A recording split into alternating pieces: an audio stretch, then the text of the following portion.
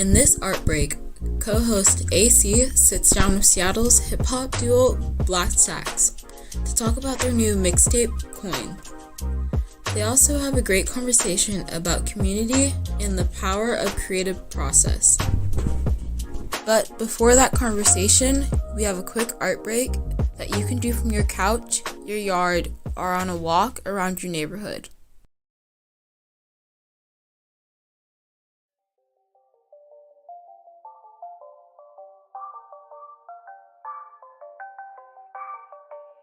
We have all heard about or experienced the impacts of rising cost of living and Seattle's housing crisis.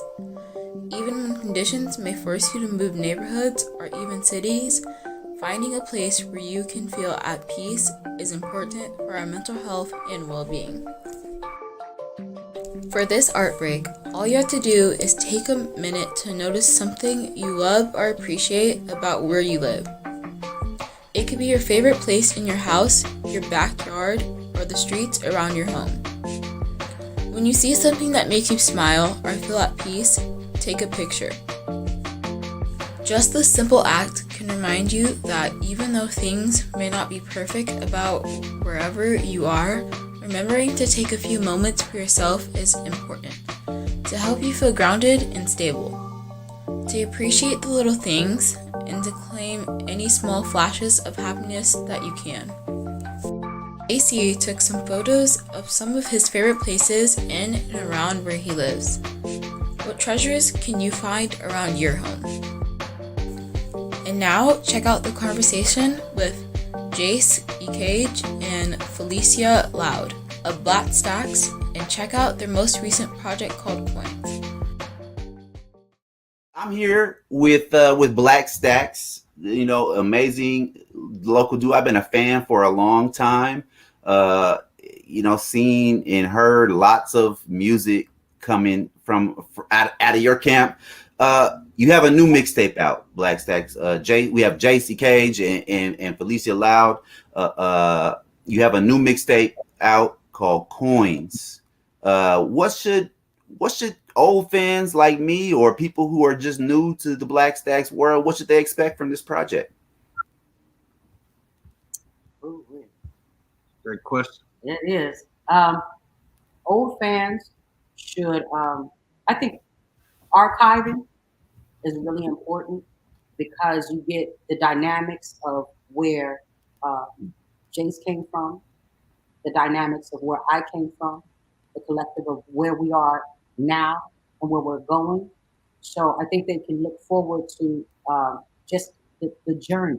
We say that we give a vibe to when you experience us live, but there's also a journey that people go through when you listen to the song after song, and just kind of like, all, I think, I'm not going to say all because I can't speak for all, but a lot of times musicians speak through their journey. And so I think that that's what they can, but I think that it's very important to always understand that that as a viewer, your new, what is it called when you experience something new? New experience. Your new discovery of an artist is just your new discovery, but the experience of them and the past of them is not. Nobody really comes to this journey new. They've been doing it for a while. Every song that you've heard has been past. So I would say, I would just in that, go into the journey of our past to see the journey of the possibilities of our future. That's great. Yeah. The timeline doesn't stop, right? So if I'm new, I'm just jumping on the train as it's moving past, right? So it's coming from somewhere and it's going somewhere else. Yeah. I was telling you earlier, I drove down to Portland and back, and I played Coins several times each way. Is it not everybody's music you can listen to repeatedly like that? Is it something that you consciously, as you're creating, you're thinking about I mean, how does that happen? Like some people, it'll be a song and I love it, but I don't want to hear it again for some time. You know what I mean? Like, but y'all, you know, it wasn't something I could get tired of. I'm trying to learn the hooks, you know, before I get home, so I can sing along, and you know, all these things like this. Is it something consciously that you as you're creating that you're thinking about that, or is it just something that just maybe it's just a me thing? I don't know. Well, one, we'll take that as a compliment. You know what I'm saying? Yeah. Just push play and let it ride, because I think that's been the issue with music for a minute, is that, you know, we haven't been able to listen to whole conceptual pieces. I think when you sit down, you want a conceptual piece, even if it's a mixtape. You want it to be conceptual. You want the sounds to, you know, go together, collaborate. You want to be able to vibe with it and, you know, hear emotional, but then go into In It to Win, right? And then take In It to Win and go into Buffalo Soldier, and Buffalo Soldier, you know, you go into Hustle Backwards. Like, we want it to be a full experience. And so for us, when we put pieces together, we're very conscious, particularly with this one, about flow. Like, because a lot of these songs, you know, as Felicia likes to say, is, you know, it was pre-pandemic, it's during pandemic, and as we're figuring out what we're doing coming out of pandemic. You remember that? Yeah, I remember that very clearly. And it stuck out because it was like, that's true. And that's the journey of what she's talking about, right? Ultimately, that you're on with us, right, at that time. So I always like to look at pieces two ways. Listen to it from beginning to end, and listen to it from end to beginning. Mm. How does it flow, right? Can I do that? If I played it the other way around, what would my vibration be? Would I want to turn it off and skip songs? Or would I really that be the same kind of energy, the same flow? So when we put it together, it was just about making sure that everybody was able to, you know, get a feel for what Black Stax is about. Because as we talk about, we stack music. Yeah. So you're not gonna have just one sound.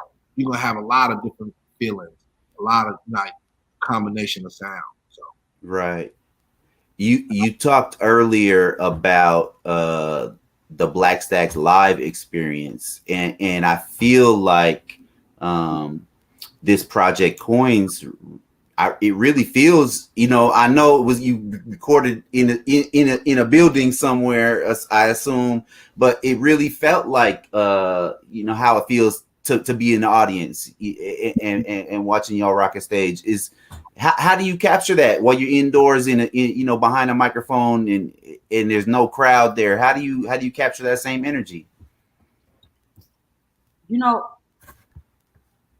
self energy is captured through your, I would say, you know, through your emotional connection to the sound, the sound of what Greg Fields brings to the music, the lyrics that Jace brings to an MC, you know, the vocals that I bring to the melody, you know, and we have Sydney, who is on keys, but her participation is now that live version. And so, you know, capturing it is just about, you know, every moment has its moment and then it's gone. And the wonderful thing about recording is that you capture that moment in the recording. So a lot of times we may not correct the imperfections because of the moment and the flow of like what happens next. Because if you try to capture the perfection, you lose the moment. So I think that it has to do with that, because we're not so self-conscious. Now I'm a little bit self-conscious because I will say the wrong word, pronounce the wrong word. You know, the lyric, the harmony won't sound the way it needs to sound. But you know, Jace can remind me that, you know, that it's not about being perfect, because when and life are perfect. And I think that that's one of the things that people vibe from us, is that our imperfections are perfectly there, and that's normal. That is so normal, and I think that people like I think that now people are aware that yes, we could go back and we could correct, but the fact that we don't is like, come on. The vibe is there. What we gonna do? What you We gonna do? gonna take away the vibe now? Right. Yeah. Right. Yeah. Because that's important too, just like the vocals being an instrument. Right. A lot of times people get up there and they always think about the words, but not the instrumentation of how the words are being delivered. Right. Yeah. How something is given to you. It really does matter how the presentation is. You know, and a lot of times it don't matter how. Yeah, it does. Yeah, it does. You know what I'm saying? And not only of judgment, but it's okay. Here, I'm gonna give you something that when you come to a Black Stax live show, it's never the same. So how you get it on the record is how you get it on the record. So when you come to the show and you get it different, you can say, "Man, that's different." It's always different. Go to the next one. Yeah. It's different, right? Because that's the style that we want to have. We want to know what we're doing, of course, but how we give it to you is different because the energy of each audience is different. Yeah. You know, you can't go to one audience and expect that audience to be the same audience everywhere you go. If you do that, you're cheapening the experience of the audience. That currency is now diminished because they're gonna do what that audience did. They're gonna say what that audience said. And it becomes robotic. This is rhythmic. Yeah. It's rhythmic, you know? Yeah, I think, you know, it all, yeah, I agree. And also it's like, then it becomes the artist expecting to get something, right? And I think as artists, when we show up ready to give, we get more. I feel like, and that's the balance. Like when we do our shows, we always say it's a conversation with an audience. You're not there to be at the museum staring at us and just look at them. You're supposed to enjoy yourself just whenever you decide to move. Look at who's next to you, how they move, and how they nod your head. You feel like scream, sing along, throw your hands up. All of those things, it's a communication for us with the audience. So when each audience communicates different, each venue is different. You go to some spots, man, they grimy as hell. You know, that audience is looking at you until Felicia Loud starts singing. Then they start moving a little bit. But that's a different experience. They might not put their hands up. You might not even ask them to.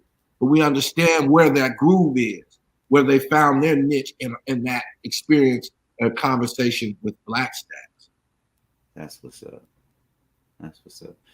Okay, that's good. That's a good segue. You know, talking about what we're doing here at Build Art Break. We're trying to. We sent out a bunch of art kits to the community. We've been putting some videos on YouTube. Just some quick art lessons, things people can do at home to kind of take a break and chill. You know, all the positive things that art brings to us. Whether we're an artist or whether we're just doing something creative, and I think, you know, that your testimony about not needing things to be perfect is right in line with what we're talking about. It's like try some things. You know, if you need to be perfect, you're not going to try anything new. And so you know, so we've been just encouraging folks in the community to do creative things. Especially, you know, this past couple years have been real heavy for people, and people need some ways to soothe themselves, to heal themselves. I think you said it earlier, Jace, about it being medicine. So, you know, from your experience, what are some of the benefits to being creative, either for yourself or for others? You know, socially, mentally, emotionally. What are some of the benefits to being creative for you all? You know, creativity is not limited to people who categorize themselves as artists. Every human being is an artist in their own way of living. Period. The way they dress, glasses they wear, you know, and how they walk. You know, what it is that they eat.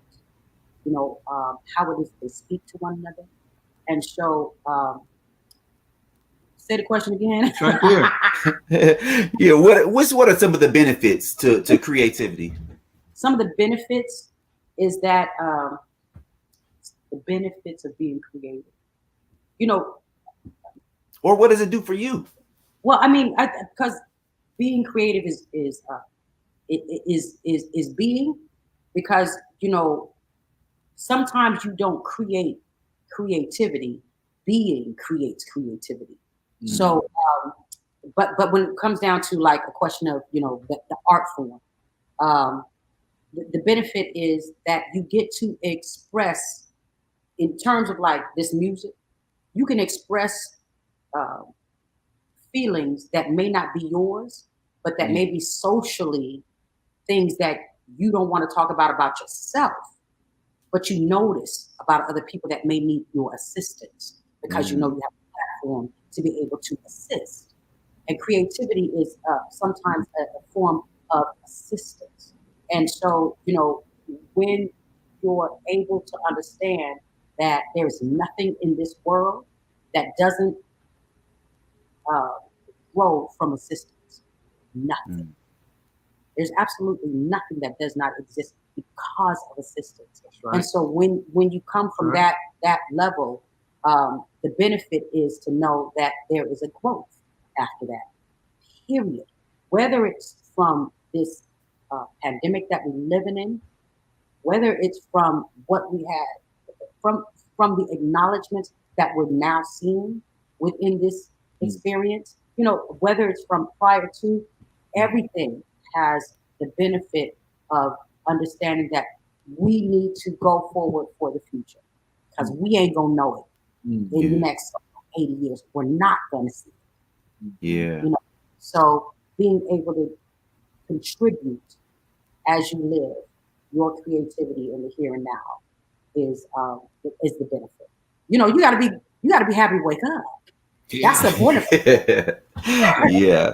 Somebody once asked me why did I write when I was writing a lot of poetry, why do I write poetry? And I said at that time, it's kind of what you're speaking to, it's like having the recipe for oxygen.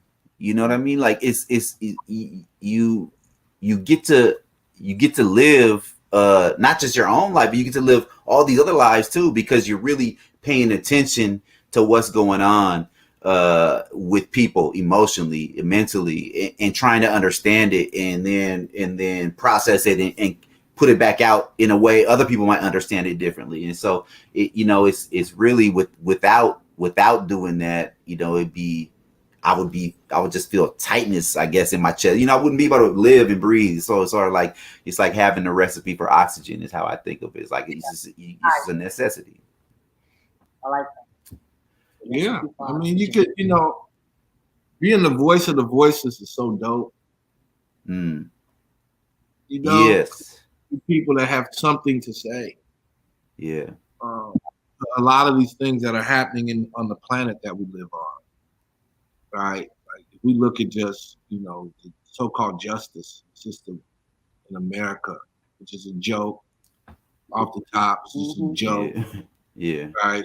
It's like, they think every time they, America gets accused of something, kind of laughs it off. Oh yeah, what the hell, who are you to hold me to? But like, we're in a system where we're watching a lot of things happen where voices are being shut down. They're being closed off. We're not really getting the information that's necessary to survive that oxygen. And, to be able to do that, it's refreshing. It re-inspires you to remember why you're alive. Yeah. Like, what is my contribution? At the end of the day, what is my contribution? When I leave this, what has been my contribution? Like I had a lot of kids. Didn't take care of none of them. You know what I'm saying? Okay, wow, great contribution, partner.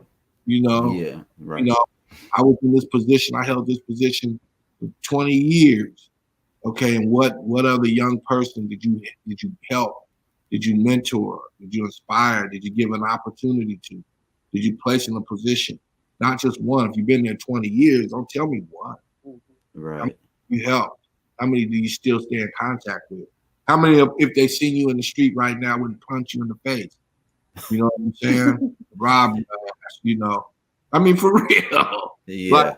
this is reality. And so, you know, when you're able to do something creatively that connects, it just means so much. Because you're touching many different styles of people. And you're speaking for the voice of the voices. And if you take it, Yeah. then you become satisfied. You know, be able to say I'm a creative. That's very satisfying. Right. Yeah. You know, Yeah. so I have a quick list of questions here. I'm not asking them all, but you guys because you all are answering most of them before I get to ask them. Look, what the next one was going to be right here. You both are MC. Jace, you MC. Felicia, you singer and you act. You just did a project on stage very recently, right? Or is it still going on? Anyway, so I was also thinking about you two as mentors and teachers, which I know you both are very active in. And I was going to ask, why is it so important to be involved in mentoring and teaching? But you couldn't answer. But given that it's the question, is there anything else you want to add to that? Like,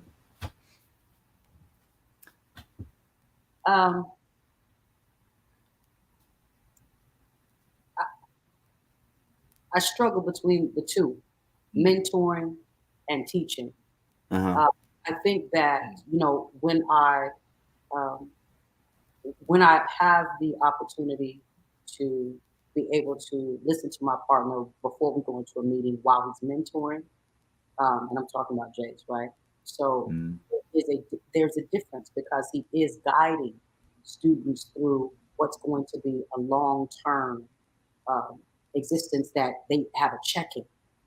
And sometimes as a teacher, um, you go from year to year with students because you have, and it's not a knock, it's just what they have to do. Students yeah. graduate to a next level and they go on. And it's a mentor that says, when you graduate or when you go to the next level, let's keep having conversation. So I think that that's one thing that I've learned that is very important. I would love to be able to continue the process of mentoring because as you learn, as you learn, you give. And so I think that that's the difference in mentoring because sometimes have to, teachers in the United States that are given a curriculum stick to the curriculum. So they teach the curriculum, but they don't go on to the, uh, the mentorship that needs to happen after the curriculum. So, you know, I would say that um, uh, for me, um, mentoring would be something that I welcome. However, I tend to uh, I tend to have a habit of moving on and telling students, "You're doing a great job." When they're doing a great job, when they're doing a great job, it's like keep doing what you're doing, stay positive, stay in your lane, and keep doing what you're doing because giving also mentoring, giving young people the room and then saying, oh, and then when they say, I've ran into a situation where I need some mentorship, Mm, being the wonderfulness of stepping in, the creativity of like every person has differences, but there's also similarities. We're all born on the same moon and the same sun. So there's not too many things that we're going to deal with that are not have not already been dealt with. But we have to deal with them delicately for the mentorship, for the creativity, for the young person that we're being involved with. So that would be my answer because I lost my train of thought.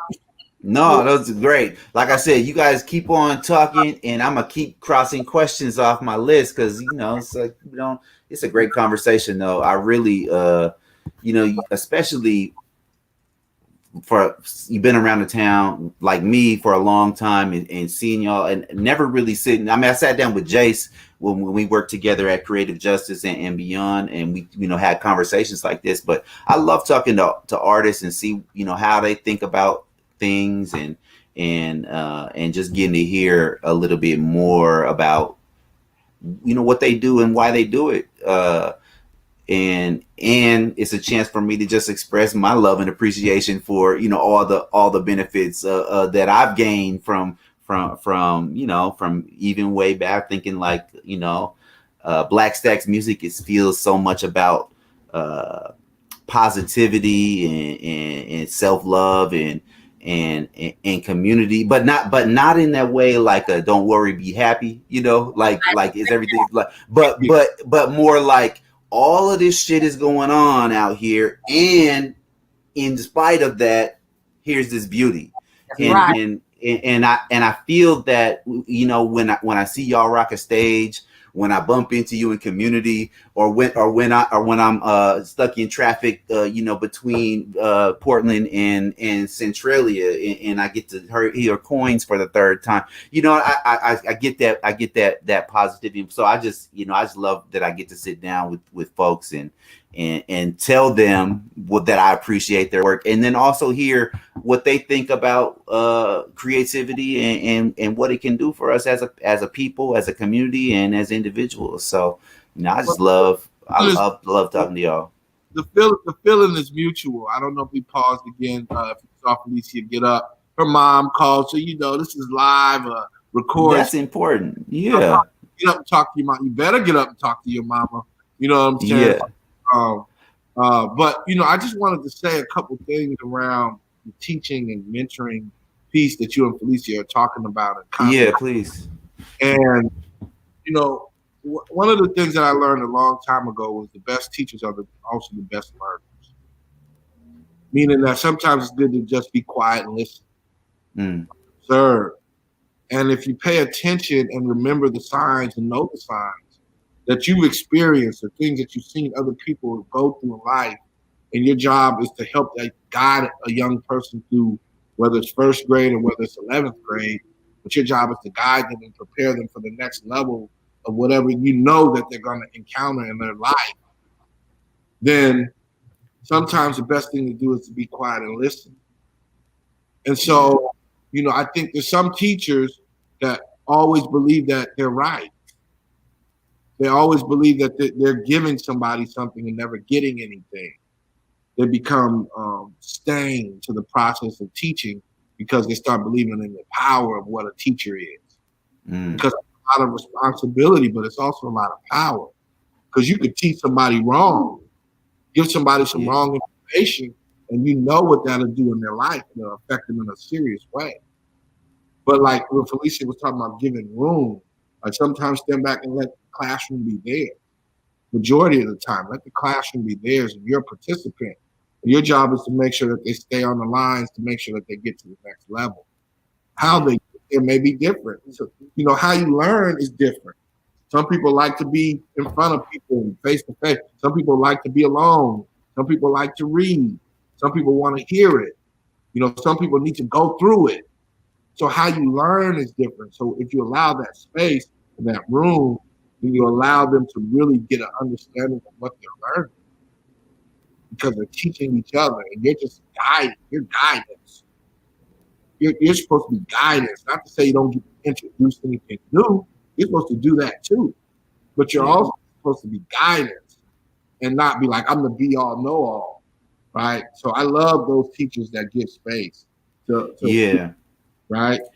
I agree. I feel like, if you're one of those teachers that's just, here it is, here's the lesson, you're drilling it, then especially in a creative field, when so much is about trying stuff and seeing how it works for you, and maybe inventing a new way to do so, all of that stuff. Like if I'm just drilling the skill, there's no room for anybody to explore that stuff. And so when somebody's not there giving them the writing prompt or the lesson, then it's sort of like a writer's block, or it's a creative block. But really, it's you just didn't allow that space for them to explore that way. They're just disconnected because they don't know what to plug into. Yeah. What do I plug into? There's no prompt. or you're not giving me something to do. You're not guiding that way. You're allowing me to choose. Choice is very it's a big responsibility. You know, the choices you make are big responsibilities. And I think sometimes, you know, we act like choice is nothing but like, you know, multiple. Or you get to choose. Some of the choices you make, life or death. Some of the choices you make, freedom. You know what I'm saying? Some of the choices you make, you know, impact other people. It's not just about yourself, just by your choice. Right? We see that drunk driving. We see that through drug addiction. We see that through incarceration. We see that through homelessness. We see that. It's not just an individual's responsibility. It becomes communal. And by choices sometimes. Some say, well, they didn't have a choice. Well, some people, yeah, they're born into, you know, but I'm not going to get too deep into that. I'll say this. Once you know better, either you do better or you remain true to the same thing that you were brought up on. Yeah. But if I know something is good for me, I know it's good for me, and it can help people, and I choose not to do it just because that's what we looked at a certain way by the people I come from, then I need to start looking at what's my choice? Because I'm making a choice then too. Yeah. So choices play a big role in how, you know, outcomes. You know, we could go into all of that. But outcomes is ultimately what we're talking about with these young people. So, you know, if the job is to give them the real truth to how things are right now, per se, and well, if I get I'll change it, that's cool. But right now, this is how it is. So what you gonna do with it? All right. That's what's up. I had a couple more questions, but this conversation has been better than any interview. So I just want to ask one. You know, we talked when we first started the conversation, and I was saying I've been hearing more and more. We've been hearing more and more about streaming revenue for music artists, and how it doesn't get to the people that's creating, and so knowing that, and knowing that live venues are still on their way coming back from the pandemic, you know, given the times that we're in, the internet age, in the pandemic, all these things, how can folks best support independent music artists like Black Stax? How you want folks to show up for you? Well, you know, I love the live show. I'm gonna shake a hand, make a friend type of cat, sell the merchandise out the back of your trunk. You know what I'm saying? Get it after the show and meet me at the car. You know, I'm that person, you know, and I was telling somebody the other day, we made more money then. It's very interesting to me that we made more money then. But in this new era, I think the best way to do that is to find platforms, whether it's websites that the artists are running, and they're doing the self-manufacturing of the product and getting it out to you, or going to places like Bandcamp, where you're actually paying for the artist's material and not utilizing the Spotify's or the Tidals or the Apples or any of these streaming services, because with the streaming, what you're paying in the streaming services, you're not paying the artist for their work. You're paying the streaming service so that you can play the music. And the streaming service is giving an artist a cent, maybe 1 penny per stream. So every time somebody streams your music, you're getting like 1 penny per stream, right? But if you go to Bandcamp and the artist has just dropped a new project and they're charging you $11.99, you can actually pay the artist for the work that they did, for the artwork, for the studio time, for the beats, for writing the song, for putting it out there, for marketing the song, for promoting the song. That's where you support the artist, is making sure that the artist is receiving the funds, the currency, the money, the exchange for what it is that they are selling their product for, right? Because I was thinking about this the other day, like, you know, you got all these thousands and thousands of streams. The cat's is making $100. Right. I mean, how do you have 300,000 streams and you're making $3,000 at the very most, which you're not gonna make. You need about Right. more like 3 million streams. But you got 300,000 streams, you're getting $300. Yeah, I mean, I think about that a lot. You know, when we expect folks to create art that we intake, consume, know and love sometimes, and then we expect them to make all of that after they work 9 or 10 hours at another job. You know what I mean? And be parents and live their life. You know, and I know I get home and I'd be tired. You know, I think I'm gonna get home and I'm gonna write the next great American novel. You know, whatever it is, like, and be exhausted, right, from working. So yeah, I think, you know, and nobody gets into art thinking they go get rich and famous. I mean, some people do, but that's not why we become artists, I think, most of the time. But it'd be nice if you could, you know, eat a sandwich with a salad on the side too, if you want, you know, rather than have to choose, right? Like, but see, that's what I'm saying. It's like we become so programmed to think that, you know, I'm getting it fast, I'm getting it easy, I'm getting it. It's, you know, it's no issues, no problems. I'm just getting this because the value of art has been lost. The value of art has been lost. You know, it's like when people put on shows, the last thing they think about is paying the artist.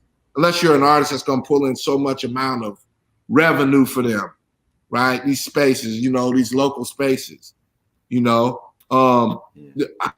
I talk about, you know, for me, more importantly, for because you asked what's the best way to support independent artists? Mm-hmm. I think it's supporting, you know, going and buying their stuff on a Bandcamp as opposed to just getting it off of Spotify and Apple Music. And that's cool. You know, I don't mind that. But if you're going to do that and you really support these artists, to make sure that the artist is getting fair exchange for the product that they're putting out, right? If they got a show, go to the show. You know what I'm saying? We don't do a lot of shows in the city for a reason, in the town for a reason. You know, because one, we don't want to put the strain on you. You know, every week you're doing a show, come get me money, come get. That kind of play out. But two, is also like respecting the audience and wanting to deliver something that's going to be memorable and valuable to them. Right? So when we do a show, come do a show. You know what I'm saying? You're going to catch us in the community. We from the community. We in the hood. You're going to around at an event. We're going to be somewhere else supporting people. And artists need to support other artists in the town. Yeah. You know, we talk about it a lot, but how many times do you see an artist that you're not in the same clique with and they have an event and you just show up? Right. You know what I'm saying? And just show up. Take a picture. You know what I'm saying? And put it on your Instagram, your social media. Act like you was there. But let's start supporting each other in a way where it's like, okay, artists are dropping material. Let's support that artist. Yeah. And you know, I want to add, you know, with Timberland and Swiss Beats with the verses, artists supporting one another. You know, that thing of like, you know, I was watching Wikipedia. Wikipedia is now asking for donations for their information because they're finding that other corporations are trying to take over what it is that they're doing. So they're asking for that. So it's like you're asking for information, just like people are asking for music. They're asking for, you know, where they're going to find this. But we found that in times of, and it just happens, sometimes in times of turbulence, people find their best value in digging deep into finding out how they're going to survive. I think that Swiss Beats and Timberland found that, but they found it in the way how they could support each other and how they would support artists that they appreciate, and people pay for that. And so it's like, okay, so that is the like that support system, and like because we don't, how we don't have to always look to what we know as the norm. You know, Jace and I were talking about the new norm. The new norm is supporting one another. Artists have always had the power, but we have been conditioned to believe that we are less than the power and the creativity and the art that we give. Only because it is how America works. It's not something that is natural. The unnaturalness of how America works is just how the world falls into it, because there's a false belief of control. So, I think that, when you control, how you're going to be righteous with the people that have been supportive of you, and that will, the exchange, the currency of the currency of respect. The currency of respect is more valuable than the currency of money, because the money will come from that, or your exchange will come from that. What can I do for you that you do for me? And that's the exchange. Right. I think that there's that. That is, I think that drives harder than anything else. And I think, for me, it's just hard to tell them, go buy our stuff. Like, I'm not one of the guys, right? We hustle, but we ain't hustling like that, right? It's kind of like, this is the quality and the things that you say you're looking for. Yeah. Here it is. And all we ask is for fair exchange. We don't ask for more, and we don't ask for less. If we're going to put out a product, it's going to be quality product. We want you to be able to play it riding up and down from here to Portland more than once. And be able to, I want to know that hook. I want to be able to us, that's currency. Yeah. That's fair exchange, right? So all we ask is that you go to Bandcamp and buy the stuff. That's all. That's the exchange. We don't need a couple of lattes, right? That's all it is. A couple of lattes. Right? And then those that believe in you, they're going to do more anyway, because there's a certain belief that they have of what you're doing. Like, the impact of this is bigger than what you're asking me. So when I talk to you and we thanked you for your contribution, right, to our product, you went above and beyond. It's not because we were doing an interview. That's who you are. That's what you represent, to say, I value this. And I value where, I'm going to get more from it than paying a few dollars. Right? So that's the exchange, though. But that, for us, that's a fair exchange. For you, that's a fair. So nobody walks away feeling like they got done. Oh man, he told me to go buy a product, and he marketed it so well. Then I went and bought the product, and I fast forwarded half the album. Yeah. No, I mean, it's like, everybody wins, right? Everybody wins. Right? So then when the next product comes, you're like, okay, I can't wait till the next one. Right. Okay, good. Boom, they're going to do a lot. If I can get you, we're going to go to that. So it's like, when you're being asked respectfully to support an artist and not I'm trying to juke you into it. I'm trying to fluke you into it. I'm trying to get you by the, we just gonna give it to you real, authentic, raw, and honest, right? And be like, here, boom, this is who we are. So what we asking for you is to give us who you are in this exchange. And that's how I think the best way is to ask people to support independent artists like Black Stax. Because we're gonna make the moves, we're gonna make the connections. We just need the people to tap in. And once they tap in, then the world's gonna say, oh, we need the, and then you're gonna say, yeah, now there's balance. And see, that's the other thing too, is like, what's the balance? Is the balance moving like that and it's kind of shaky, or is the balance moving like that and it's solid?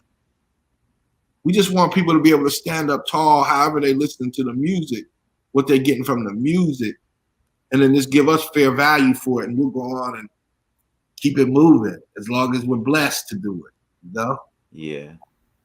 Well, keep doing. I hope the blessings last another, I don't know how long y'all been doing it, 20, 30, 25 years. Hey, I hope it lasts another 50 years at least, because I really appreciate this project. Coins, this mixtape is out. I love it. It just felt like coming home listening to that. So I really appreciate your work. And I do this real quick, we give a shout out to a few folks around. Oh yeah, please do.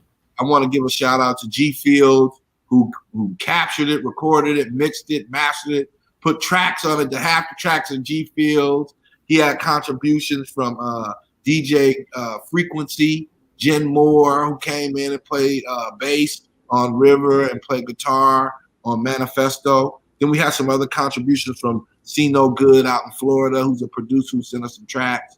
We had contributions from a consistent person who's always been sending us beats since we decided to move as Black Stax, as Rob Banks Beats. Okay. We had a producer named Flip Some Music who came in and did Ghost Cover Me. And so I just, I want to send love to them. I also want to send love to, we want to send love to DJ King Flo and the Mixtape Addict crew out in France for hosting it and doing a worldwide connection for us, because we feel like music is never local. It's always global. You can go anywhere, and as long as it's quality music, you can have a quality conversation. That's right. So we want to give love to DJ King Flo and the whole Mixtape Addict crew out there in France.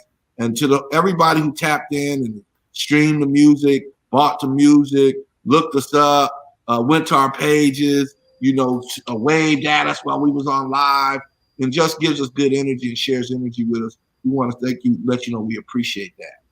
We appreciate that, honestly. And we're just getting started. 2022 is going to be a busy year for Black Stax. It's going to be a worldwide year for Black Stax. New visuals, new travel, new journeys, new music. So everybody get ready.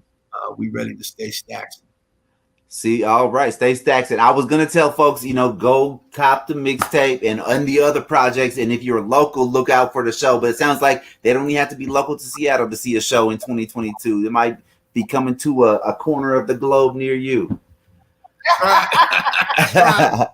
All right. Well, I appreciate you, Jace Ecaj and Felicia Loud of Black Stax. Thanks for sitting down with Build Art Break, and really, folks at home, go cop coins. You'll love it. You'll love it. Go ahead. Go check it out. Thank you very much for having us as your guest. And, be safe and be prosperous. Stay building. Stay building. Appreciate you all. Talk soon.